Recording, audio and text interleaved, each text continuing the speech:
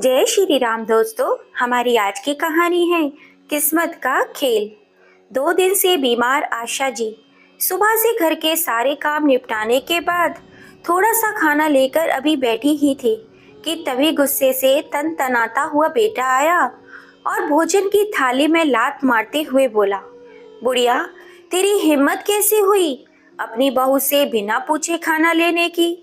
बेटे की इस हरकत को देखकर आशा जी दर्द भरे स्वर में बोली, बेटा, भोजन करते हुए तो जानवर की थाली को भी लात नहीं मारते। मैं तो फिर भी तेरी माँ हूँ। बेटा, क्या हमने इसी दिन के लिए तुझे पाल पोस कर बड़ा करके इस काबिल बनाया कि तू समय आने पर अपने ही माँ बाप को जाहिल गवार कह के अपमानित कर सके। बेटा, मुझे 3 दिनों से बुखार आ रहा है। बहू से कितनी बार कहा डॉक्टर के पास ले चल या फिर बुखार की टैबलेट ही लाकर दे दे, लेकिन उसने ना ही टैबलेट लाकर दी और ना ही मुझे खाना दिया। इसलिए मुझे बहुत कमजोरी लग रही थी बेटा, और आज थोड़ा सा ठीक लग रहा है तो मैं बरामदे में आकर बैठी ही थी कि बहू ने मुझे कपड़े धोने के लिए कह दिया। मैंने मना किया तो पता नहीं उसने तुझे क्या क्या कह दिया जो तू मुझ पर इतना गुस्सा कर रहा है। बेटा, यह खाना भी तो मैंने खुद ही निकाला है और देख ले कितना थोड़ा सा ही तो लिया है। अगर मैं थोड़ा सा खाना खा लूंगी तो तुम्हारा कुछ कम नहीं हो जाएगा। अपनी इस बूढ़ी माँ पर रहम कर बेटा, कहती हुई आशा जी अपने बेटे हिमांशु से गिड़गिड़ाते हुए अपने खाने की थाली वापस लेने के लिए निवेदन कर रही थी। उसी समय आशा जी की पड़ोसन गीता जी, जो कि आशा जी की पक्की सहेली थी, उनकी आवाज सुनकर उनके घर पहुंची तो देखा हिमांशु भोजन की थाली लिए हुए खड़ा है और आशा जी जो झूठे हाथों से अपनी बेटी की तरफ देख रही थी। हिमांशु ने पड़ोसन के सामने बात का बतंगड़ बनाना ठीक न समझते हुए वह थाली अपनी माँ को देते हुए बोला, माँ, आपने सब्जी और मंगाई थी ना, यह लो मैं सब्जी ले आया हूँ। और आज की सब्जी कैसी बनी है माँ? कहते हुए मैं गीता जी को बैठने के लिए कहकर कमरे में चला गया, क्योंकि गीता जी की एक आदत थी, वे किसी के भी घर की बात को कहीं भी बड़ा चढ़ाकर बताती थी और आशा जी के घर की तो वह एक एक बात जानती थी और उनका एक उद्देश्य अपनी सहेली को बचाना भी रहता था। इसलिए उन्हें जैसे ही आभास होता कि आशा जी के साथ उनके बेटे और बहू अन्याय कर रहे हैं, वे तुरंत ही बिना काम के ही उनके घर पहुंच जाया करती थी, ताकि आशा जी के ऊपर उनके बेटे और बहू जातियां न कर सकें। दरअसल आशा जी को हिमांशु ने अपनी पत्नी की डिलीवरी के बाद की मदद के लिए अपने पास शहर बुलाया था, अपनी पत्नी की सेवा के लिए, और उसके पिता गांव में ही रहकर खेती बाड़ी का काम देखते थे। आशा जी के पति अमरनाथ जी का अनाज का बहुत बड़ा खेत था, जिसमें अलग अलग अनाज की खेती की जाती थी। उसने उन्हें इतनी आमदनी हो जाती थी कि वो एक सरकारी नौकरी करने वाला व्यक्ति भी नहीं कमा सकता। अमरनाथ जी जितना भी पैसा कमाते, हिमांशु समय समय पर अपने खर्चे गिनवाकर उनके सामने रोकर उनसे पैसे ऐंठ लेता था। अमरनाथ जी भी बेटे के मुंह में आकर उसे समय समय पर पैसे देते रहते थे, लेकिन बेटे को ना ही अपने पिता की मेहनत की कदर थी और ना ही अपनी माँ की मेहनत की। उसे लगता था यह तो उनका फर्ज है, इतना तो सभी माँ बाप अपने बच्चों के लिए करते हैं। समय बीतने लगा और आशा जी की बहू ने एक सुंदर से बेटे को जन्म दिया। उस समय आशा जी घर के मंदिर में दीपक जला रही थी, इसलिए उन्होंने कहा, हमारे घर को रोशन करने वाला कुल दीपक आ गया, इसलिए इसका नाम हम रोशन रखेंगे। रोशन नाम सभी को अच्छा लगा। कुछ दिनों बाद आशा जी की बहू माला को हॉस्पिटल से डिस्चार्ज कर दिया गया। अब बहू और पोते के आने की खुशी में आशा जी ने घर में रंगोली बनाई और घर के आंगन में दिए जलाए। ऐसा लग रहा था मानो उनके घर में दिवाली बनाई जा रही हो। माला ने जब चारों तरफ दीपक जलाए हुए देखे, आंगन में एक से एक बढ़कर रंगोली बनाई गई है, तो उसका मन अंदर ही अंदर बहुत खुश हुआ।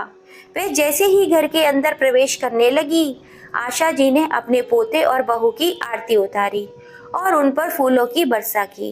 माला ने कभी नहीं सोचा था कि उसका और उसके बेटे का स्वागत इस शानदार तरीके से होगा। लेकिन जब आशा जी ने माला से पूछा, बहू, ये सजावट और जो हमने तुम्हारा स्वागत किया है तुम्हें कैसा लगा? तो उसने अपना मुंह बनाते हुए कहा, हाँ ठीक ही था, लेकिन मेरे मायके में इससे भी ज्यादा अच्छे से होता। आशा जी की प्रसन्नता भरा चेहरा मुरझा सा गया, लेकिन वे उस समय कुछ भी नहीं कह पाई और चुपचाप वहां से चली गई। तभी माला ने कहा, मम्मी जी, अस्पताल में तो ढंग का खाना नहीं मिला, आज थोड़ा चटपटा और मसालेदार खाना बनाइएगा। आज घर का खाना भर पेट खाऊंगी। आशा जी बोली, बहू, छोटे बच्चे की माँ को शुरुआती दिनों में सादा खाना ही खाना चाहिए। ज्यादा चटपटा और मसालेदार माँ और बच्चों दोनों की सेहत के लिए ठीक नहीं होता। लेकिन माला आशा जी की बात कहाँ मानने वाली थी। वह तो उन्हें गांव की गवार ही समझती थी और खुद को नए जमाने की पढ़ी लिखी मॉडर्न लड़की। इसीलिए उसने कहा, अरे मम्मी जी, यह सब पुरानी बातें हैं। आप लोगों के जमाने में होता होगा, क्योंकि आप लोगों के पास उस समय खाने के लिए कुछ नहीं होता होगा, तो कहाँ से खाते ऐसा स्वादिष्ट खाना? मुझे तो आज स्वादिष्ट और मसालेदार चटपटा खाना ही खाना है। मैं जैसा कह रही हूँ आप वैसा ही कीजिए, मैं और कुछ नहीं सुनना चाहती, वरना मैं आपके बेटे को फोन लगाकर बता दूंगी कि आप मेरा ठीक से ध्यान नहीं रख रही हो। आशा जी हिमांशु के गुस्से को जानती थी और माला के बारे में भी जानती थी। वे एक बात को बढ़ा चढ़ा कर बताती थी और हिमांशु बिना सच जाने उन पर भड़क उठता था। उस दिन भी उसने पत्नी के भड़काने पर अपनी माँ की खाने की थाली को लात मार दिया था। इसलिए आशा जी ने सोचा, इन मूर्खों के मुंह लगने से अच्छा है इन्हीं के अनुसार काम कर लिया जाए। आगे जो होगा उसके जिम्मेदार ये खुद लोग ही होंगे। ऐसा सोचकर उन्होंने माला के लिए मसालेदार चटपटा खाना बना दिया। कई दिनों बाद ऐसा चटपटा खाना मिलने से उस दिन माला ने पेट भर खाना खाया और उंगलियां चाटती रह गई। कहने लगी, मम्मी जी, पेट तो भर गया लेकिन मन नहीं भरा। ऐसा लग रहा है और भी खा लूं, लेकिन इतना ज्यादा खा लिया है कि अब पेट में भी जगह नहीं है। आशा जी मन ही मन भगवान से प्रार्थना करती रही, हे भगवान, आजकल के इन बच्चों को कौन समझाए कि छोटे बच्चे के लिए कैसा खाना लाभदायक होता है। लेकिन भगवान, आपसे विनती करती हूँ कि मेरे पोते को कोई नुकसान ना हो। यह आजकल के बच्चे हमारी सुनते कहाँ हैं। आशा जी अपनी बहू और पोते के स्वास्थ्य को लेकर बहुत चिंतित थी। सभी लोगों ने खाना खाया और सो गए। रात के करीब 3 बजे बच्चे का रोना शुरू हो गया। माला के पेट में जलन होने लगी। बच्चा बार बार पोटी करने लगा और लगातार रोता रहा। माला को भी लूज मोशन स्टार्ट हो गए। अब माला को अपनी गलती समझ में आ रही थी कि उसने मसालेदार व चटपटी सब्जी खाकर कितनी बड़ी गलती कर दी है। लेकिन वह अपनी गलती ना मानते हुए अपनी सासू माँ पर भड़कते हुए बोली, मम्मी जी, क्या आपने अपने बाल धूप में सफेद किए हैं? अभी मेरी डिलीवरी हुए 7 दिन भी नहीं हुए और मुझे इतना मसालेदार चटपटा खाना खिला दिया। मैं जानती हूँ कि मैं आपसे ऐसे खाने के लिए जिद की थी, लेकिन आप बड़ी होने के नाते मुझे डांट कर मना भी तो कर सकती थी ना। कैसी माँ है आप? कहते हुए उसने अपने पति हिमांशु को भी अपनी सास के खिलाफ भड़का दिया कि तुम्हारी माँ हमसे उम्र में बड़ी हैं, उनका फर्ज बनता है हमें समझाने का, ना कि हमने जैसा कहा वैसा करने का। तुम्हारी माँ सच में गांव की गवार ही है, उन्हें कल ही कल गांव भेज दो। नहीं चाहिए मुझे ऐसी गवार औरत मेरे घर में। पता नहीं मेरा बच्चा बड़ा होगा, यह उसे अपने जैसे ही गांव की भाषा और गवार ज्ञान देंगी। सुबह होते ही इसे वापस इनके गांव भेज दीजिएगा। माला ने जब ऐसा कहा तो हिमांशु को भी लगा, वास्तव में गांव में रही है माँ तो उन्हें कुछ ज्ञान नहीं है, उन्हें बिल्कुल भी अकल नहीं है। इसलिए उसने माला और अपने बच्चे की हालत को देखकर हिमांशु गुस्से में अपनी माँ को अनाप शनाप गालियां देने लगा। सुबह होते ही उन्हें उनके गांव ले जाने के लिए जैसे ही घर से निकल रहा था कि उसी समय उसके पिता अमरनाथ जी अपने पोते का मुंह देखने के लिए गांव से ढेर सारा राशन का सामान, मेवा, मिश्री और गांव का शुद्ध देसी घी लेकर उनके घर पहुंच गए। हिमांशु ने अपने पिता को अपने दरवाजे पर इतने सारे सामान के साथ देखा तो उसके मन में लालच आ गया। उसने अपनी माँ से कहा, अरे माँ देखिए ना, पापा हम सभी के लिए खासकर अपने पोते से मिलने खुद ही आ गए और आप जिद कर रही थी कि गांव जाना है। चलिए अपना सामान अंदर रख दीजिए और पापा के लिए चाय पानी का इंतजाम कीजिए। अमरनाथ जी को देखकर आशा जी की आंखों में आंसू आ गए। अमरनाथ जी ने उनके आंसू देख लिए थे लेकिन उस समय कुछ नहीं कहा। आशा जी ने अपने आंसू पहुंचे और अपना सामान अपने कमरे में रखकर उन्हें रसोई में सबके लिए खाना बनाने में लग गई। आशा जी ने फिर अपनी बहू से पूछा, बहू तुम्हारे लिए क्या बनाऊं? तो बहू ने गरजते हुए कहा, क्या मम्मी जी, आप इतनी बूढ़ी हो गई हैं कि डिलीवरी के बाद माँ को क्या खाना चाहिए आपको नहीं मालूम है क्या? आशा जी ने उस समय उसे कुछ जवाब नहीं दिया, जबकि आशा जी इससे पहले अपने मन से उसके लिए सादा खाना बनाती थी तो माला ही उनसे कहा करती थी, मम्मी जी मेरे लिए कुछ भी मुझसे बिना पूछे मत बनाया करिए वरना मैं खाना ही नहीं खाऊंगी। अब बेचारी आशा जी करे भी तो क्या करे, उन्हें कुछ समझ में नहीं आ रहा था। तभी अमरनाथ जी ने आशा जी को आवाज लगाई और कहा, आशा एक गिलास पानी तो लेकर आना। आशा जी ने एक गिलास पानी ट्रे में लिया और अमरनाथ जी के पास गई।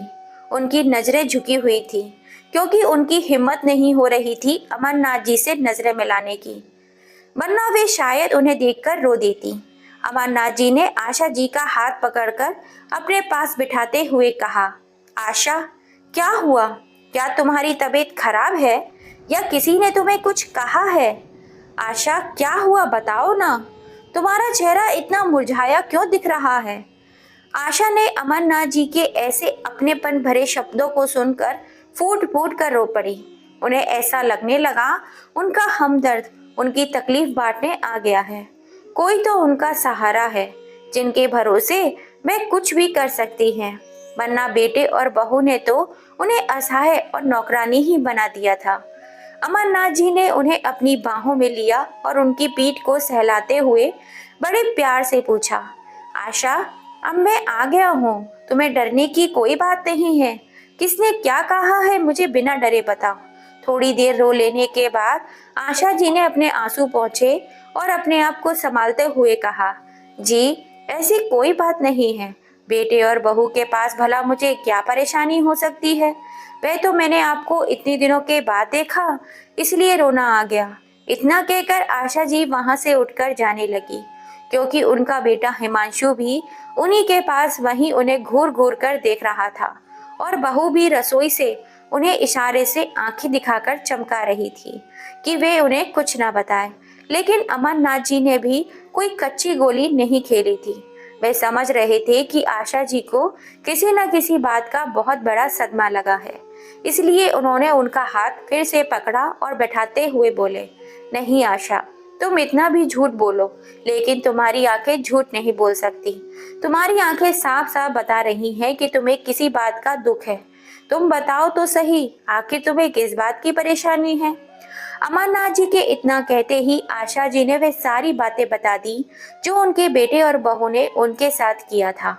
अपनी पत्नी को इतना दुख देने के लिए उन्होंने अपने बेटे और बहू को खूब खरी खोटी सुनाई और कहा, बेटा तुम दोनों कान खोलकर सुन लो, हम गांव में रहते जरूर हैं लेकिन यह मत भूलो कि आज तुम जिस आलीशान बंगले में रहते हो यह बंगला भी उसी गांव में रहने वाले तेरे गवार माँ बाप के पसीने की कमाई से खरीदा गया है।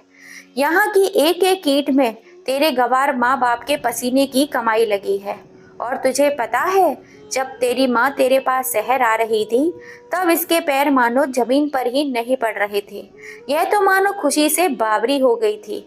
इसीलिए तो आस पड़ोस और पूरे गांव में अपने हाथों से बनाए मोतीचूर के लड्डू बंटवाए थे कि इसके बेटे ने इसे अपने पास बुलाया है और इसके घर आंगन में एक नन्हे मुन्ने की किलकारियां गूंजने वाली हैं और जो भी उसे रास्ते में मिलता, चाहे वे बड़े बुजुर्ग हों या छोटे हों, सभी से यही कहती फिरती कि मेरे बेटे के बच्चे को आशीर्वाद दो कि वह सही सलामत इस दुनिया में आए और मेरा बेटा दिन दुगनी रात चौगनी तरक्की करे।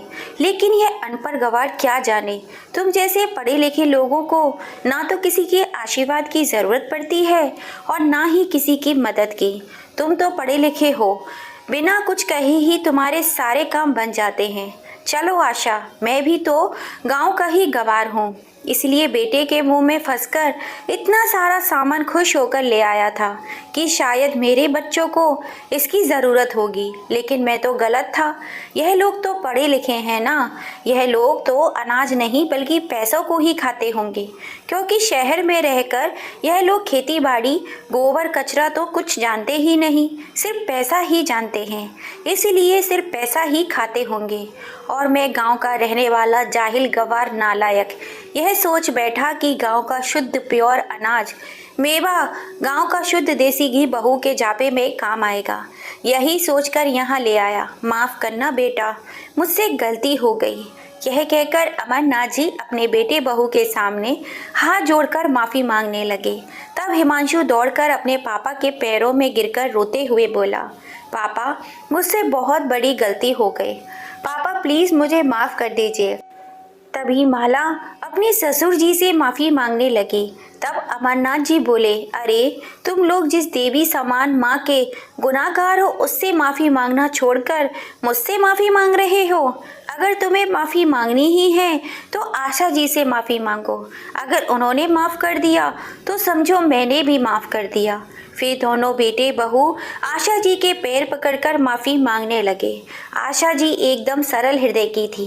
उन्होंने तुरंत ही अपने बेटे बहू को उठाकर अपने गले से लगा लिया और कहा, चुप हो जाओ मेरे बच्चों, गलती इंसान से ही होती है, कोई बात नहीं। कोई भी माँ अपने बच्चों से कितनी देर तक नाराज़ रह सकती है भला।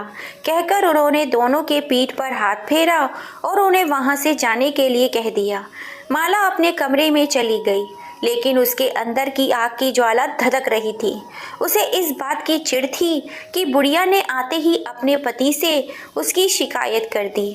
अब वह अपनी सास से किसी न किसी रूप में बदला लेना चाहती थी। उसे उस दिन भर बेचैनी होने लगी, क्योंकि हिमांशु तो खाना खाकर ऑफिस चला गया और आशा जी ने खाना बनाया। सभी को खाना खिलाकर खुद खाया और आराम करने अपने कमरे में चली गईं। जब शाम हुई तो आशा जी ने देखा माला रसोई में सबके लिए चाय बना रही थी, तो उन्होंने कहा, बहू अभी जब तक मैं हूँ तुम आराम कर लो, फिर तुम्हें ही तो काम करना होगा। तुमने चाय क्यों बनाई? मैं आ ही रही थी चाय बनाने के लिए। माला थोड़ा मुस्कुराकर बोली, कोई बात नहीं मम्मी जी, आप लोग पापा जी के साथ बैठिए, मैं आप लोगों के लिए चाय बनाकर लाती हूँ।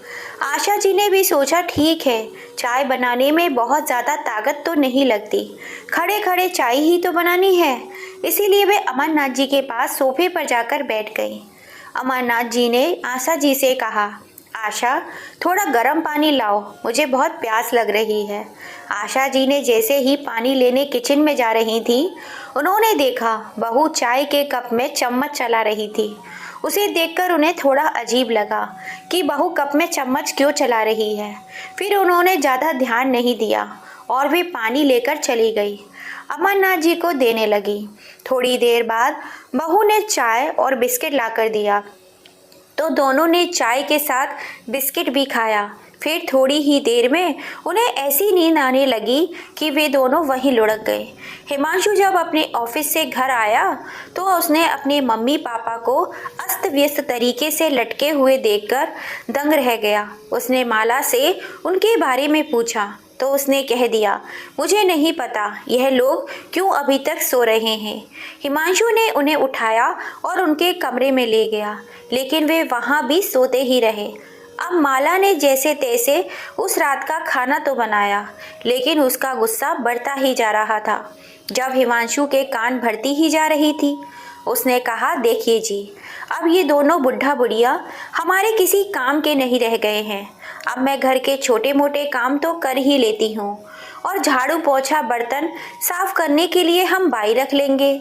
जितना खर्चा हम लोग इनके ऊपर करते हैं उससे कहीं कम खर्च में काम वाली बाई काम करके अपने घर वापस चली जाएगी और इन्हें तो दिन भर झेलना पड़ता है।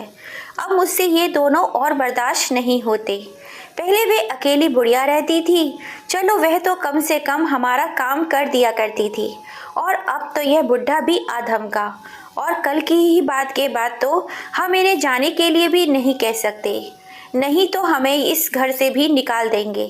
अब इतने बड़े शहर में इतने बड़े परिवार का खर्च कैसे चलाएंगे, यह तो हमें सोचना ही होगा ना। इनका क्या है, इन्हें तो ऐसा लगता है जैसे इनके गांव में सब मुफ्त में मिल जाता है, वैसे ही यहाँ भी सब कुछ मुफ्त में ही मिल जाता होगा। तभी तो मैं इनको गांव का गवार कहती हूँ, कुछ समझने को तैयार ही नहीं है। तभी हिमांशु बोला, अरे मेरा तो दिमाग काम करना ही बंद कर दिया है, तुम्हारे दिमाग में कोई आइडिया हो तो बताओ। थोड़ी देर सोचने के बाद माला बोली, हम लोग इन बुढ़ा बुढ़िया को यहाँ से जाने के लिए तो नहीं कह सकते, लेकिन इस दुनिया से जाने के लिए तो कह सकते हैं ना। इतनी बात आशा जी ने अपने कानों से सुनी, क्योंकि कुछ देर पहले ही उन्हें होश आया था और जोरों की प्यास लगने के कारण वह पानी लेने रसोई में जा रही थी। दोनों बेटे और बहू की ऐसी बातें सुनकर मानो उनके पैरों तले जमीन ही खिसक गई थी। वे पानी बिना लिए ही वापस अपने कमरे में आ गईं। अपने पलंग पर बैठकर जोर जोर से हाँफने लगी। तभी अमरनाथ जी को भी होश आ गया था। उन्होंने आशा जी को हाँफते हुए देखा तो पूछा, क्या हुआ आशा, तुम्हारी तबीयत ठीक नहीं लग रही है क्या? आशा जी ने उन्हें धीरे बोलने का इशारा किया। अमरनाथ जी ने उनकी पीठ को सहलाया और थोड़ी देर बाद वे धीरे धीरे सामान्य हुई। उन्होंने अमरनाथ जी को बताया कि वे जब पानी लेने रसोई में जा रही थीं तो दोनों बेटे और बहू की बातें करते हुए सुना कि वे दोनों कह रहे थे, हमें इस दुनिया से दूर भेज देंगे, और वह कहकर रोने लगी। उधर जब हिमांशु ने अपनी पत्नी के मुंह से ऐसी बातें सुनी तो वह सन्न रह गया। वह अपने मुंह पर हाथ रखकर आंखें खुली करके उसको देखता ही रह गया। उस समय उसकी हालत ऐसी हो गई जैसे काटो तो खून नहीं। उसने अपनी पत्नी का विरोध किया, लेकिन वह उसे समझाने लगी, देखो हिमांशु, तुम इन बुढ़ा बुढ़िया के इकलौती संतान हो। यह लोग जैसे तैसे बूढ़े होते जाएंगे, इनके लिए दवाई गोली से लेकर इनकी सारी सुख सुविधाओं का ध्यान हमें ही रखना होगा। तब हम इनकी सेवा करेंगे या अपने बच्चों की पढ़ाई लिखाई पर ध्यान देंगे। अब आप खुद ही सोच लो कि इनका क्या करना है। एक ही बार में इनका किस्सा खत्म कर देना है कि जिंदगी भर इनका बोझ ढोना है। हिमांशु माला से गुस्से में बोला, माला, चाहे कुछ भी हो जाए, मैं अपने माँ बाप के साथ इतना अन्याय नहीं कर सकता। उन्हें इस दुनिया से भेजने का पाप अपने माथे में नहीं ले सकता। हाँ, इतना ज़रूर कर सकता हूँ कि उन्हें मैं गांव भेज सकता हूँ। हिमांशु ने जो बात कही उस बात को आशा जी ने नहीं सुना। वह माला की बातें आधी अधूरी सुनकर अपने मन में भरम पाले वहाँ से चली गई। अब अमरनाथ जी ने सोचा, क्यों ना बेटे बहू को बताए बिना ही हम अपने गांव चले जाएं, और चाहे कुछ भी हो जाए हम कभी इनके पास वापस नहीं आएंगे। यही सोचकर दोनों रातों रात गांव जाने के लिए निकल गए। आशा जी का सामान तो पहले से ही पैक था, इसीलिए वे दोनों तुरंत ही गांव के लिए निकल गए। वे दोनों रात के अंधेरे में अंदाजा लगा ही रहे थे और आगे बढ़ रहे थे कि इत्तेफाक से एक ऑटो वाला उन्हें मिल गया। उस ऑटो वाले ने उन्हें बताया कि वह अपनी बेटी के घर कुछ सामान पहुंचाने के लिए आया था। वह उसी शहर में रहता है और वह अपने घर जा रहा है, इसलिए उसने उन दोनों को बस स्टैंड तक पहुंचा दिया। अमरनाथ जी और आशा जी ने उसे ढेर सारा आशीर्वाद दिया और कुछ रुपए भी दिए। उस ऑटो वाले ने उन्हें बताया कि भगवान ने उन्हें अपने दूत के रूप में भेज दिया है, क्योंकि उस ऑटो वाले को पैसों की सख्त ज़रूरत थी, क्योंकि उसकी पत्नी को अस्थमा का अटैक आया था। वह अपनी बेटी के घर मदद मांगने के लिए ही गया था, लेकिन उसकी सास ने इतनी खरी खोटी सुनाई कि वह कुछ कह ही नहीं पाए और बिना कुछ कहे ही चला आया। लेकिन जितना पैसा मुझे चाहिए था आपने मुझे दे दिया। आपका आपका बहुत बहुत धन्यवाद कहकर वह ऑटो वाला वहाँ से चला गया। अमरनाथ जी बोले, देखो आशा, हमारा रातों रात बाहर निकलना जाने कितना अच्छा हुआ। हमारे कारण किसी की जान भी बच सकती है। और वे दोनों सुबह होने का इंतज़ार करने लगे।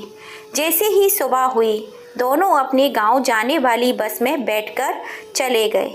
हिमांशु ने देखा मम्मी आज अभी तक नहीं उठी हैं, ना ही पापा उठे हैं, तो वे उनके कमरे में गया देखने की अभी तक दोनों क्या कर रहे हैं। वहां जाकर देखा तो दोनों वहां से गायब थे। उसे समझ में नहीं आ रहा था कि मम्मी पापा आखिर कहाँ चले गए। उसने माला को जाकर बताया तो माला तो मन ही मन बहुत खुश हुई। चलो, दोनों बुढ़ा बुढ़िया से बिना कुछ कहे ही छुटकारा मिल गया। लेकिन हिमांशु ने अपने गांव के मुखिया चाचा को फ़ोन लगाकर पूछा तो उसने बता दिया कि उसके माँ बाप अपने घर पहुंच गए हैं। तभी उसकी जान में जान आई। और माला ने जब ये समाचार सुना तो उसे बिल्कुल भी अच्छा नहीं लगा। कुछ दिनों बाद हिमांशु के साथ अपने सास ससुर के गांव गई और उनके पैरों में गिरकर उनसे माफ़ी मांगने लगी और बोली, मम्मी जी, पापा जी, मुझे माफ़ कर दीजिए। मैंने आप लोगों के साथ बहुत गलत व्यवहार किया, लेकिन आप लोगों के वापस आ जाने के बाद मुझे पता चला कि बुज़ुर्गों का क्या महत्व होता है। आपके वापस आ जाने से तो मैं रोशन का ठीक तरीके से परवरिश भी नहीं कर पा रही हूँ। इसलिए आपसे विनती करती हूँ कि आप लोग हम सब के साथ चलिए और वहीं रहिए। अमरनाथ जी थोड़े व्यवहारिक आदमी थे, इसलिए उन्होंने कहा, बहू, तुम्हें समय रहते अपनी गलती का एहसास हो गया, यही अच्छी बात है। लेकिन अभी हम लोग तुम्हारे साथ नहीं जा सकते, क्योंकि अभी हमारी खेती में अनाज को तोड़कर मंडी बेचने का काम जोर शोर से चल रहा है। जैसे ही हमें फुर्सत मिलती है हम इस बारे में सोचेंगे। वहीं आशा जी का मन पोते में लगा हुआ था, इसीलिए बार बार अमरनाथ जी को बेटे के पास जाकर रहने की जिद कर रही थी। अमरनाथ जी ने सोचा आशा की इच्छा है बेटे के पास रहने की, तो उन्होंने फिर से उन्हें शहर भेज दिया। अब तो माला को मुफ्त की नौकरानी मिल चुकी थी। माला आशा जी की इतनी तारीफ करती कि वे उनकी तारीफ करते करते सारा काम करवा लेती। आशा जी भी खुशी खुशी उसका सारा काम यही सोचकर कर देती कि अपने ही तो बेटे बहू हैं, तो अपने घर में काम करने में कैसी शर्म। दिन बीत रहे थे। माला आशा जी के पास हमेशा पैसों का रोना रोती रहती और आशा जी अपने पति अमरनाथ जी से कहकर पैसे मंगवाती रहती। जब तक अमरनाथ जी पैसे भेजते रहे तब तक तो माला ने आशा जी के साथ बहुत अच्छा व्यवहार किया। लेकिन एक दिन बगीचे में खड़े हुए अचानक से अमरनाथ जी का पैर वहां पड़े हुए पत्थर पर टकरा गया, जिससे टकराकर वे ऐसे गिरे कि उनकी कमर और घुटने की हड्डी में फ्रैक्चर हो गया। अनन फनन में उन्होंने शहर लाया गया। अब तो माला को लगा उसके घर में आपत्ति आ गई। अब उसका रवैया अपने सास ससुर के प्रति धीरे धीरे बदलने लगा। वे आशा जी के हर काम में कुछ न कुछ गलतियां निकालने लगी। एक तरफ तो आशा जी अपने पति के स्वास्थ्य को लेकर परेशान और दूसरी तरफ अपने बहू के रवैये से परेशान थी, इसलिए ना चाहते हुए भी उनसे गलतियां हो जाया करती थीं, जिसका माला भरपूर लाभ उठाती थी। माला हिमांशु के सामने आशा जी की गलतियां गिनाती रहती थी, जिससे वह भी माँ को खरी खोटी सुना दिया करता था, क्योंकि वह एक तरफ अपने पिता के इलाज के लिए पैसे खर्च करने से परेशान था, तो दूसरी तरफ माँ की छोटी छोटी गलतियों पर जिसे माला और भी ज़्यादा बड़ा चढ़ाकर बता दिया करती थी और घर में हंगामा करती रहती थी। कुछ दिन अस्पताल में रखने के बाद अमरनाथ जी की छुट्टी कर दी गई। अब हर 4-8 दिनों के बाद अमरनाथ जी को चेकअप के लिए बुलाया जाता था, जिससे डॉक्टर की फीस, दवाई का खर्च के साथ साथ अस्पताल आने जाने का खर्च भी लगता था, जो माला को बहुत अखरता था। कुछ दिनों तक तो उसने जैसे तैसे अपने सास ससुर का खाना पीना किया, लेकिन धीरे धीरे ना तो वह घर के कोई काम करती थी और ना ही अपने सास ससुर को चैन से रहने देती थी। जैसे ही हिमांशु अपने ऑफिस जाता, कुछ ना कुछ उल्टा सीधा कहकर उनके पीछे पड़ जाती। उनका पोता रोशन यह सब सुनता तो वह भी अपनी माँ से डरा सहमा सा रहने लगा था। और उसे जैसे ही मौका मिलता अपने दादा दादी के पास जाकर छुप जाया करता था। लेकिन माला ही उसके ऊपर नज़र पड़ते ही वह अपने सास ससुर को खूब खरी खोटी सुनाती और रोशन को भी गुस्से में आकर मार देती थी। उसे सख्त हिदायत देती कि वह उनके पास कभी न जाए। एक दिन आशा जी अपने पति अमरनाथ जी को अस्पताल लेकर गई थी। माला ने अपनी कीमती जेवर उनके बैग में रख दिए और शाम को हिमांशु से कहा कि उसको एक सहेली की पार्टी में जाना है। लेकिन अब उसने अपनी अलमारी में हिमांशु के सामने गहने ढूंढे तो उसे नहीं मिले। फिर क्या था, उसने घर में हंगामा मचा दिया कि मेरे गहने नहीं मिल रहे हैं। उसने अपनी अलमारी के सारे कपड़े इधर उधर बिखेर दिए। फिर वह सीधे अपनी सास के कमरे में गई और बोली, मम्मी जी मेरे गहने नहीं मिल रहे हैं, कहीं आपने तो नहीं रखे। हिमांशु उसे मना करता रहा कि उसकी मम्मी से ना पूछे, लेकिन वह नहीं मानी और सीधे आशा जी का बैग चेक करने लगी। जब उसने उनके बैग में कपड़े निकालकर बाहर फेंके तो कपड़ों के साथ साथ गहने भी गिराए। फिर तो माला आग की तरह अपनी सास के ऊपर बरस पड़ी। उन्हें इतना जलील किया कि उन्हें अपनी सफाई देने का भी एक मौका नहीं दिया। जब हिमांशु ने यह सब अपनी आंखों से देखा तो वह भी अपनी मम्मी से नफरत करने लगा और उन्हें तुरंत घर से बाहर निकल जाने को कह दिया। माला ने कुछ दिन पहले ही अमरनाथ जी से अस्पताल के बिल के साथ गांव और घर की जमीन के पेपर भी साइन करा लिए थे, जो अब उसके नाम हो गया था। इस बात का पता उन्हें तब चला तब हिमांशु ने उन्हें अपने घर से निकल जाने के लिए कह दिया। तब उसने कहा, आप लोग भूलकर भी अपने गांव मत जाइएगा, क्योंकि वहां की सारी प्रॉपर्टी तो आपने मेरे नाम कर दी है। अब अमरनाथ जी को समझ में नहीं आ रहा था कि वे कहाँ जाएं और क्या करें। फिर भी जब बेटे ने घर से चले जाने के लिए कह दिया तो दोनों बुजुर्ग दंपत्ति धीरे धीरे सुनसान सड़क पर रात के अंधेरे में चले जा रहे थे। तभी वे एक साड़ी की दुकान के पास जाकर रुके। उस दुकान का मालिक कह रहा था, आजकल के लड़कों को न जाने क्या हो गया है, बहुत छुट्टियां कर रहे हैं। इतना बड़ा ऑर्डर आया है और काम करने वाले की कमी है। तभी आशा जी ने उस दुकान के मालिक से कहा, भाई साहब आप बुरा ना माने तो क्या हम आपका काम कर सकते हैं। दुकान के मालिक ने उन दोनों की हालत देखी तो कहा, आप दोनों अपनी हालत तो देखिए, आप क्या काम करेंगे। तभी आशा जी बोली, भाई साहब अगर हमें काम मिल जाए तो आपकी बड़ी ही मेहरबानी होगी। जब तक आपका नौकर नहीं आ जाता तब तक आप हमें रख लीजिए, फिर चाहे निकाल दीजिएगा। दुकान के मालिक को काम करने वालों की ज़रूरत थी, इसलिए उसने काम पर रख लिया। अमरनाथ जी व्यापारी आदमी थे, इसलिए उन्हें बैठे बैठे अकाउंट का काम दे दिया गया और आशा जी को गारमेंट्स की पैकिंग का काम समझा दिया गया। अब उस दुकान के मालिक का काम बहुत ही अच्छी तरीके से चलने लगा। हिसाब किताब में कोई फर्क नहीं पड़ता था। अब उनके रहते उस दुकान के मालिक ने कुछ ही दिनों में छोटी सी दुकान की जगह एक बड़ी सी साड़ी का शोरूम खोल दिया। अब उस शोरूम का नाम बहुत चलने लगा। उसकी प्रसिद्धि से अमरनाथ जी ने अपने मालिक से कहा, क्यों ना हम शहर के दूसरे छोर पर, जहां बहुत ज़्यादा आबादी वाला क्षेत्र है, वहां एक साड़ी का शोरूम खोल दें, ताकि वहां भी हम अच्छा खासा मुनाफा कमा सकें। मालिक बहुत ही नेक दिल का था। उसने कहा, अब तो तुम्हारे पास इतने पैसे हैं, फिर भी तुमने अपना पैसा लगाकर खुद का शोरूम खोलने की बात नहीं की, बल्कि मुझे खोलने की सलाह दी। यह आपका बड़प्पन है, इसलिए मैं आपकी इस ईमानदारी से बहुत ही प्रभावित हूँ और मैं चाहता हूँ कि वहाँ साड़ी का शोरूम तो खुलेगा, लेकिन आपके नाम का, और आपका शोरूम खुलेगा जिसमें मेरा पूरा योगदान रहेगा। और उस मालिक ने उन्हें पूरा सहयोग दिया और देखते ही देखते अमरनाथ जी और आशा जी का अपना एक बहुत बड़ा साड़ी का शोरूम खुल गया। जब उस शोरूम का उद्घाटन होना था तब हिमांशु और माला भी आए थे, क्योंकि हिमांशु उस शोरूम का एक मामूली सा कर्मचारी था। जब उस शोरूम के मालिक का नाम अनाउंस हुआ अमरनाथ, तो माला और हिमांशु को धक्का सा लगा कि कहीं उसके पापा ही तो नहीं। फिर उन्हें लगा, अरे इतने बड़े शोरूम के बारे में तो लोग सपने में भी नहीं सोच सकते।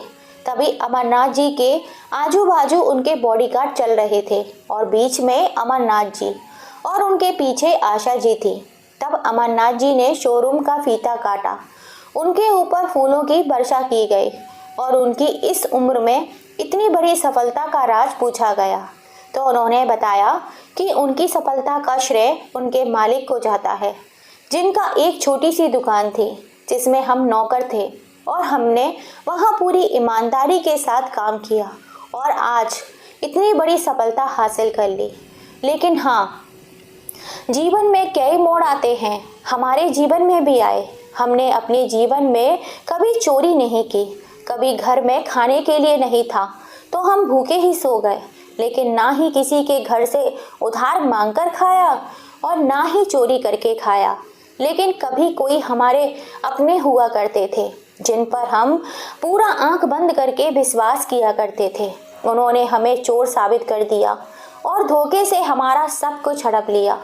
लेकिन कहते हैं ना कि हाथ का धन कोई भी नहीं चुरा सकता, लेकिन किस्मत और कर्म का लिखा हुआ कोई नहीं चुरा सकता। बस यही हुआ हमारे साथ भी। हमने भी अच्छे कर्म किए और आज इस मुकाम तक पहुंच गए। यही हमारी सच्चाई है। अमरनाथ जी के इतना कहते ही पूरा हॉल तालियों से गूंज उठा। वही हिमांशु और माला की नजरें शर्म से झुक गईं। दूसरे दिन सारे कर्मचारी अपने अपने काम में लग गए। तब हिमांशु सीधे अमरनाथ जी के केबिन में जाने लगा।